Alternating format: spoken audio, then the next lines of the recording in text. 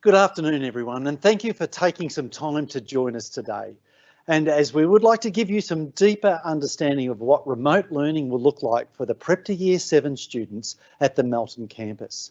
So today I'm joined by the campus principal, Yvonne Harvey, as along with the lead teacher, Robert Court. And as we do when we gather together, a tradition for us is that we like to pray. So if you wouldn't mind, I just would like to lead us in prayer in this time. Gracious God and Heavenly Father, we say thank you for the gift of this day and for the gift of life to enable us to enjoy this day. Father, we also want to say thank you for your constant presence with us and your promise to us that you will never leave us nor forsake us, no matter the circumstances. And Father, we would acknowledge that we're finding ourselves in some really challenging times, but we delight to know that you are there with us, and we say thank you for that comfort. We also say thank you that you called Heathdale into being.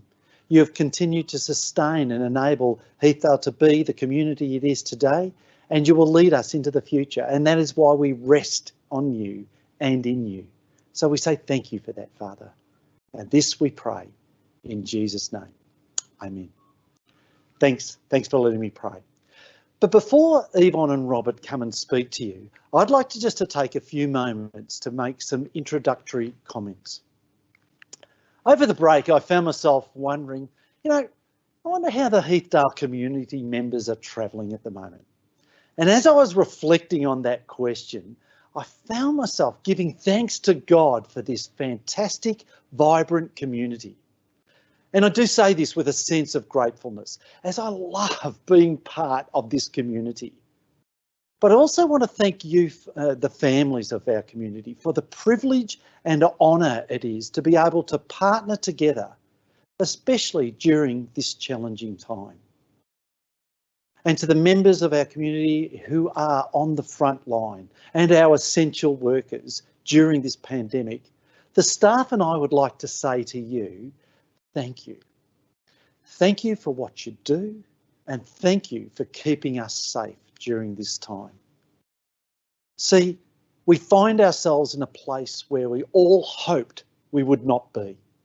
This is far from the ideal situation, but it does reflect the seriousness of the COVID pandemic.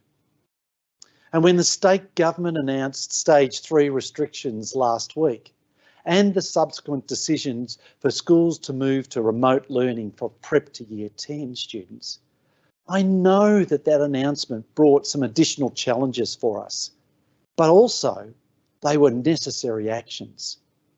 And one of the immediate actions was for our school to act on the advice, and by also the advice of the Health Department, the State Government and Independent Schools Victoria, to also move to remote learning. So when I met with the response team, we discussed this and we considered how we would be able to move forward with remote learning.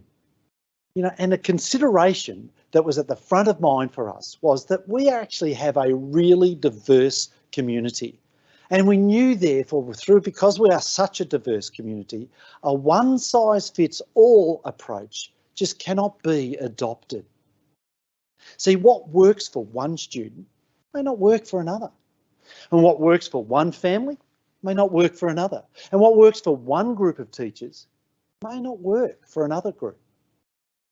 See, we have some well-intentioned suggestions on how we should manage remote learning moving forward.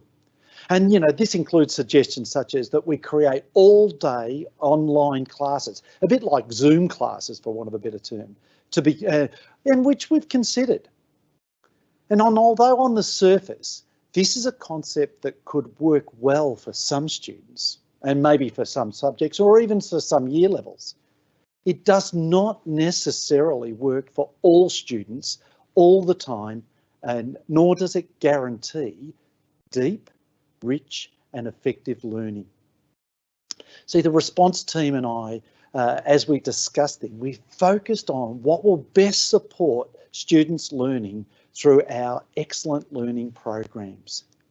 And by identifying the learning intentions for each lesson, as well as each unit of work, and how well each student is meeting these learning intentions was one of our key focuses.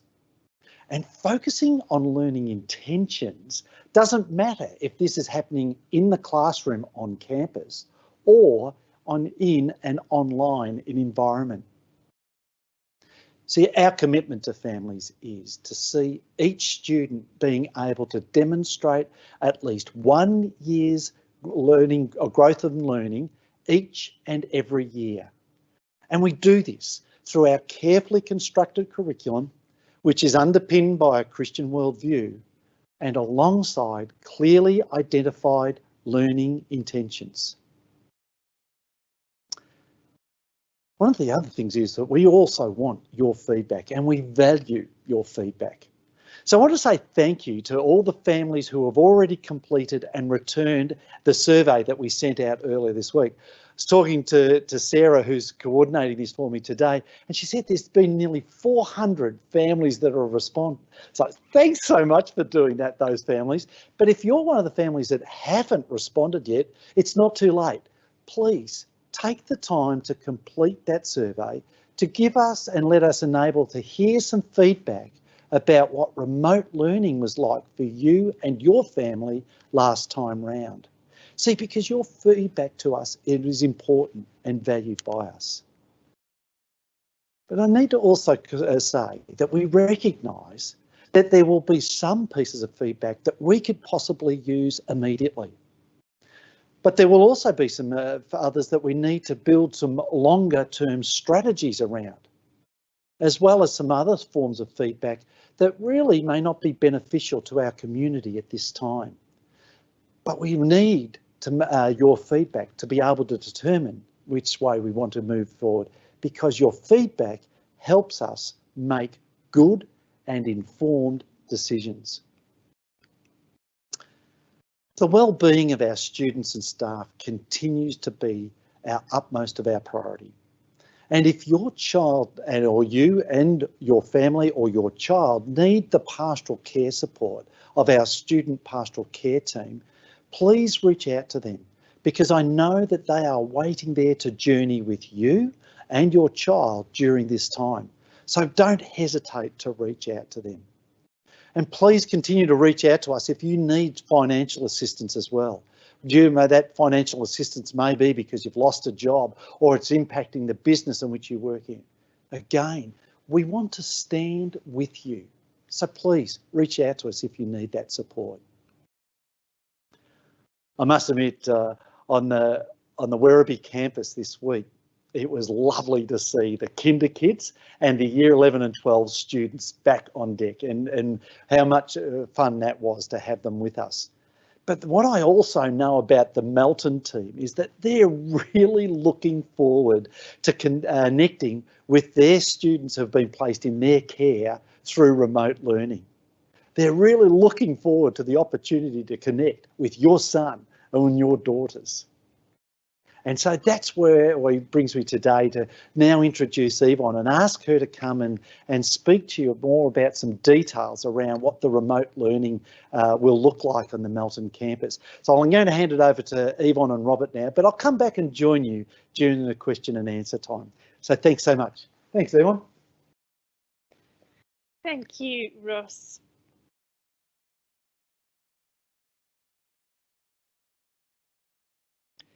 So welcome back to Term 3.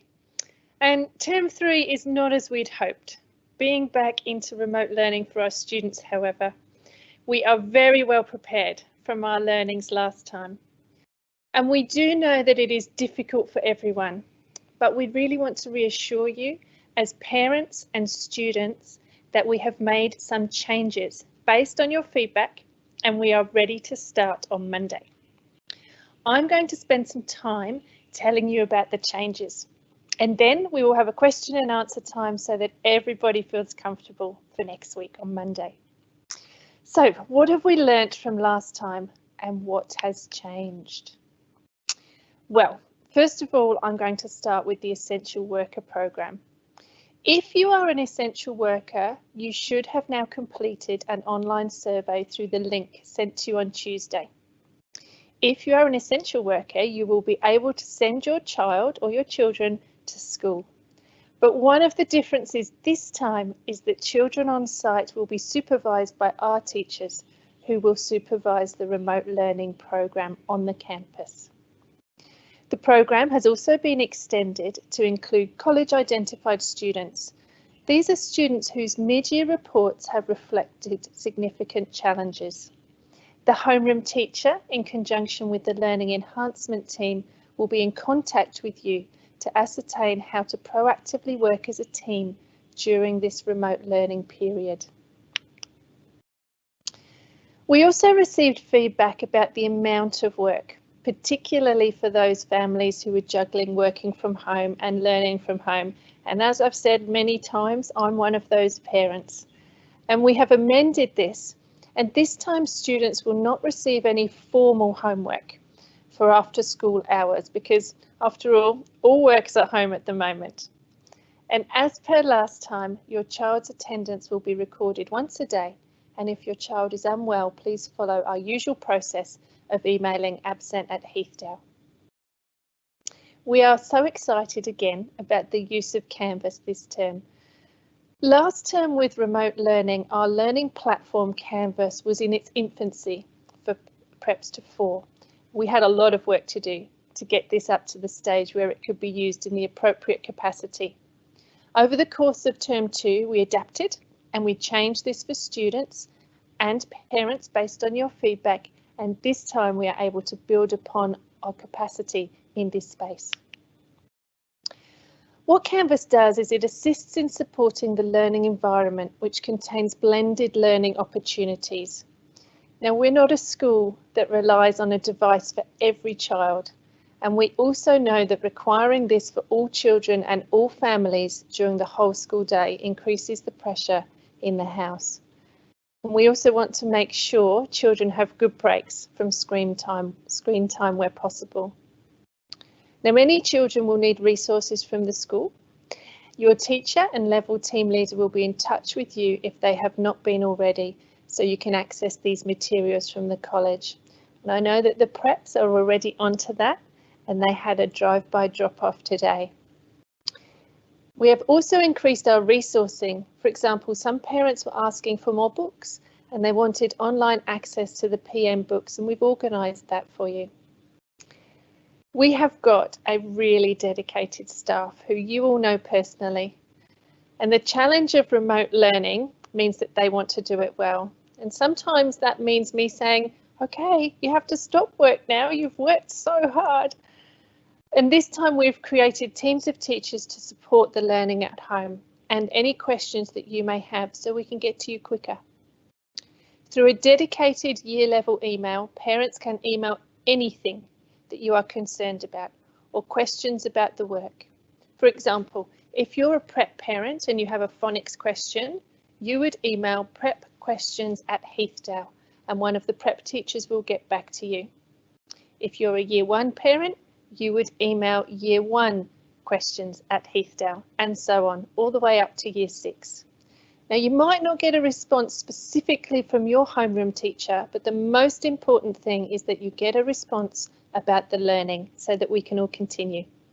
So more information about this will be sent to you shortly. In this remote learning period, we have also reduced the number of specialist classes. You were concerned that there was a lot of specialist classes and some of you wanted to concentrate on literacy and numeracy. But what we've done this time is we still have put specialist classes in, and we've reduced them and we've added in drop-in times where students can contact the specialist teachers for additional help. Now, not many of you have met Robert Court unless you are in grades 5 and 6, but he is our lead teacher at Melton, and this is his first time to the big screen.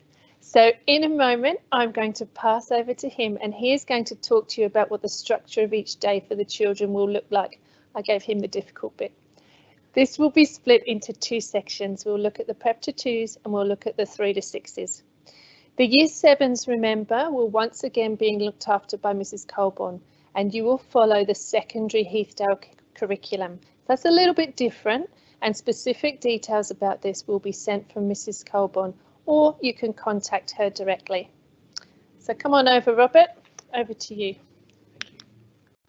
Thanks, Yvonne.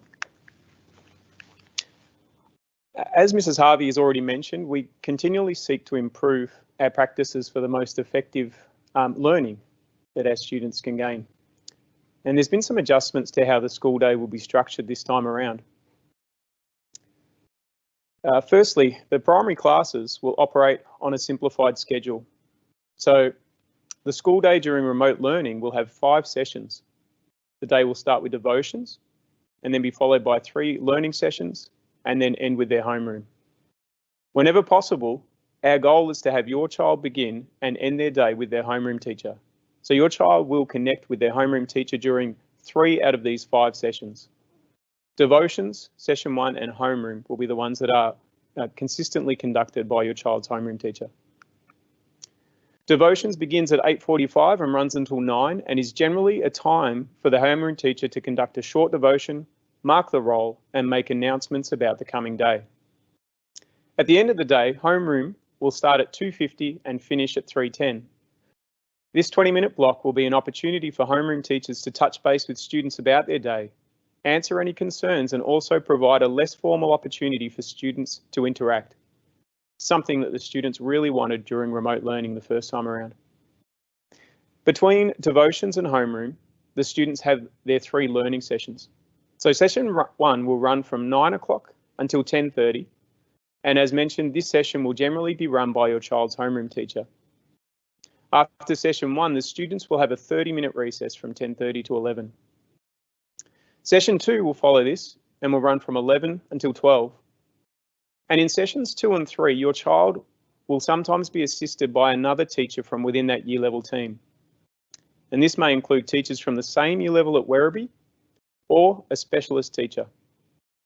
Following this is lunch, which runs from 12 until 1:30. And hopefully this will allow families at home a set time in which they can get together and have some time off for devices. Session 3 is scheduled for 1:30 until 2:50. And as we said before, it then leads into the homeroom time at the end of the day. Amongst other things, these learning sessions will contain live teaching components, recorded lessons, or teacher-directed tasks and instruction. We won't be requiring that your child be glued to the device for the entirety of the day, although an increase in screen time seems unavoidable. Some sessions will see the students directed to work independently. And in these sessions, typically a supervising teacher will provide a quick overview or explanation about the topic, and then they will direct students to complete the work independently. And if the student is confident enough to do so. However, during these sessions, where the students are largely working independently, they'll also have the opportunity to pop back in online if help is required, and they'll always be manned by a teacher that's ready to assist them. Our online conferencing is done through Microsoft Teams. Although they use Canvas as a springboard to Microsoft Teams is a platform in which these sessions take place. To access these sessions, students go onto Canvas via the school's learning management system. And students have each received a remote learning tile for their year level. At Peter 2, the students will access these sessions by clicking on a series of clearly marked buttons in order to enter into the conference that they're running for the day. In 3 to 6, students have to enter via the discussion section on Canvas, and then they'll be able to click on a relevant Teams link. Teachers are also able to call individual students into the sessions if they're unable to access via these links. But we ask that all students join these sessions with their video cameras turned off and their mics muted. And we're aware that remote learning looks very different from one household to the other. And we're also aware that not every child can access a device each day. If your child's in that situation where they cannot attend a live session because they do not have a device, please contact the school. As in some situations, the school may be able to organise access to a lone device for the duration of remote learning. Additionally, the sessions throughout the day will also be recorded, and links to these recordings will be provided to students. So students who can't attend the live sessions, or possibly those who do attend but want to review the content, will be able to watch those recordings later. If there's something you or your child is finding challenging, and no doubt there will be, I strongly encourage you to initiate an email conversation with your child's homeroom teacher. Our partnership with parents is key to creating a successful remote learning environment, and we want to partner with you to help your child achieve their best during this time. With that, I believe we're going to hand back over to Mr. Grace for some question and answers.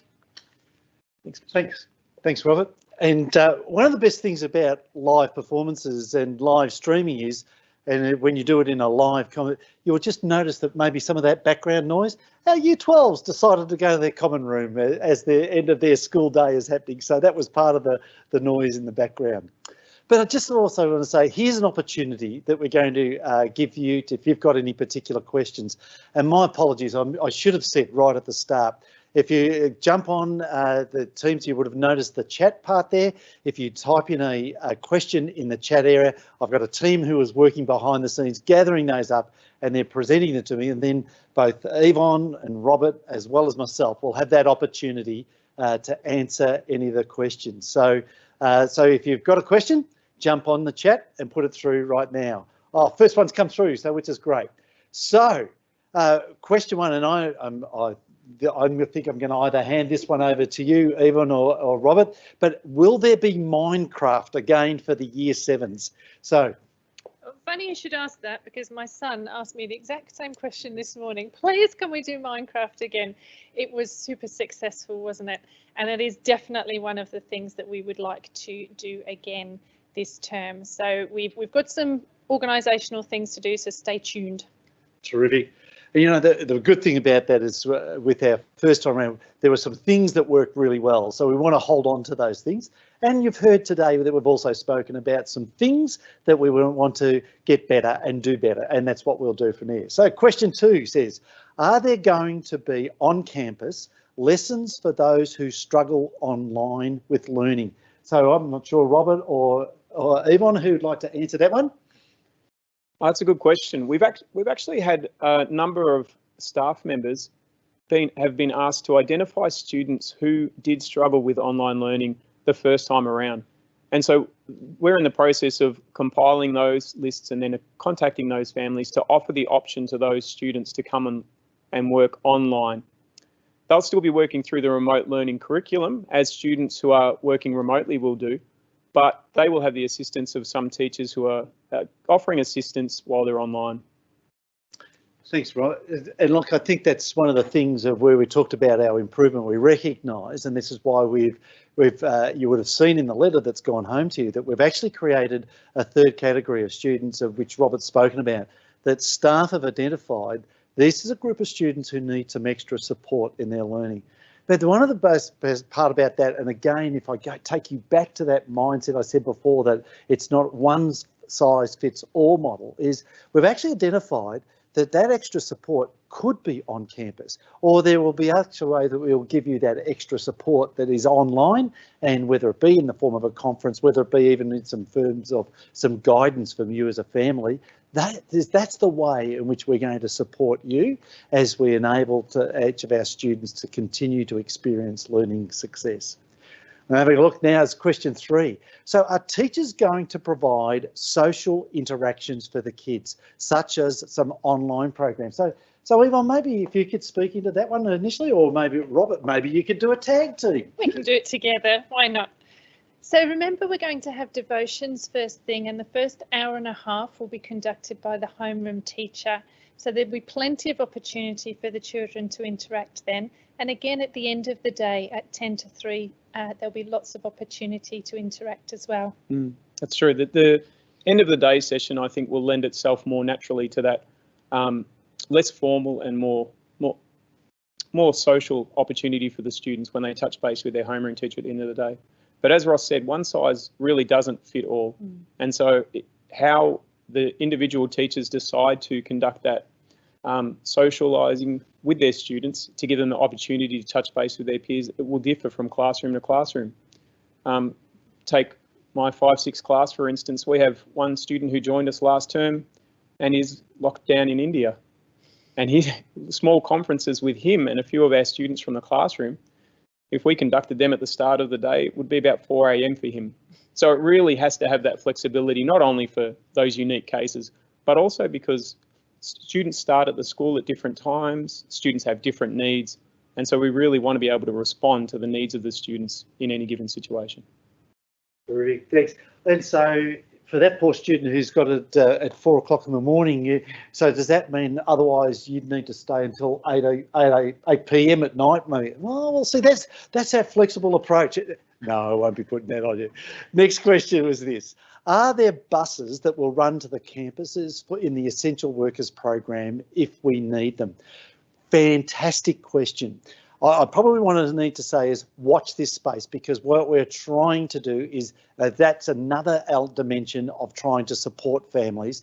And what we're looking at is how, and we've been doing that for our year 11 and 12 students this week, we've actually found a way to get one bus that brings some of the students to this campus for them. We'll be looking at the same principle, trying to find a way to do that. But one of those things, that's why it's really important in that parent survey that you actually feedback and say, if I could have bus support and transport support, that would be greatly appreciated, because it's that sort of feedback gives us the opportunity to put those plans into action if they are needed. So we will look for a way to support you so that we can get the students on campus for them. And that number 5 is, and I think this is going to be back over to you two, so I feel like we're playing a bit of a tag team here, but that's all right. Can you please tell me if parent-teacher interviews will still go ahead? Yvonne? I sure will. So the secondary parent-teacher interviews, which I'm presuming this question is about, will definitely be going ahead. So don't forget, you log in through the school system and you can book your time then, and we will definitely be doing them. Great. Because you had primary ones towards the end of last term. So, yeah, so it's moment for the second one. It was good. Okay, next question. Is the school considering a reduction of school fees? Oh, do you want me to answer that one? Okay. Okay. Yeah, look, that's, again, a really good question. And you may recall last time around, there was 2 major ways in which we addressed issues around fees. The first one was that we actually said to families who are experiencing financial distress, please come and talk to us, because we can find a way to help and work with fees. And there was 3 options that we offered to families, and different families took up the different options. One of the first options was that they could actually look at a deferred payment plan. The second option was, could they reconstruct the whole payment plan back? And then the third one was around actually offering concessions. And that was to families, as I said, who qualified because of financial distress. The other thing that we did actually do is that for all families in the college, we actually gave more than a 50% credit back around the Educational Resources Levy back. Now, the Educational Resources Levy pays for things like sports days, visiting performers, excursions and things like that. Well, because of remote learning, we recognised that those activities weren't going to be happening. So that's why we credited back more than 50% of that. Now, will we continue to credit back the remaining 50%? Let me see how the year unfolds, and if that's an option that we need to consider, I'm more than open to considering it. But we didn't actually make a discount or not charge tuition fees. We actually said that that Heathdale continued to support student learning, and the work that the staff were doing was actually supporting student learning. So the learning program, though it looked different, was continued on in that way, and that's why we didn't touch and reduce tuition fees. We will be taking that same mindset as we move forward. We are not looking at reducing tuition fees, but if there are other opportunities, for example, like those who are regular catchers of the bus, you will have the credited back for the next 6 weeks of the bus. So we find opportunities where we can credit families back to help with that, alleviate that financial distress. And the final question. When will parents and children receive the new timetable so we can prepare for the subjects that children will do each day? That sounds like a you question, Robert. That is a good question. One of the things that we haven't had a lot of is notice for our remote learning situation. So the answer will be, I guess, in 2 parts. But when will they receive the first timetable? Probably teachers will still be working on that on the weekend, and we'll be going through it with students first thing on Monday to explain the week. In future weeks, however, we'd endeavour to get those posted by Friday so that families can go through them and then prepare for the following week. So this next week, in all realistically, would be probably Monday morning, and the homeroom teachers will talk about those with students. But in future weeks, we'd expect those to be up and ready for families by Friday. Great, thank you. So the old work in progress is what's happening in terms of next week's learning and how that is. And again, of course, it sits around the fact that part of that preparation that Robert was talking about there was actually we've got staff working through who are going to be the students who we need to support on campus as well as remotely. And in terms of those students that we as a school have identified. So there's a number of factors that feed into that is helping us to get those finalised. But that is clearly a work in progress. So that's all the questions for today. Now, if you didn't have a chance to put in a question, please, the other alternative is this. Use the website, the email address of questions@Heathdale. So this is another way to stay connected with us. If you've got a question, don't hesitate to ask that question and put that question at questions@Heathdale. One of our first rules is there's no such thing as a dumb question. Every question is legitimate and requires a legitimate answer. So even if it's just a little nagging question, ask it, because it's better to do that.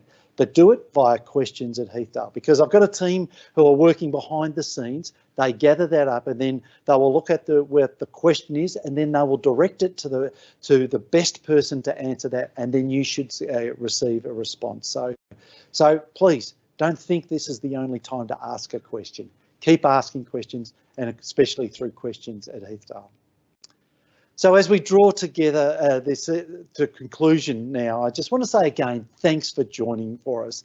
And we look forward to continuing to work with you. And I just want to also let you know, the staff and I are continuing to pray for you. We're just holding you as a families up during this season of challenge. And may you just know the richness of God's blessing and of his presence for you and your family.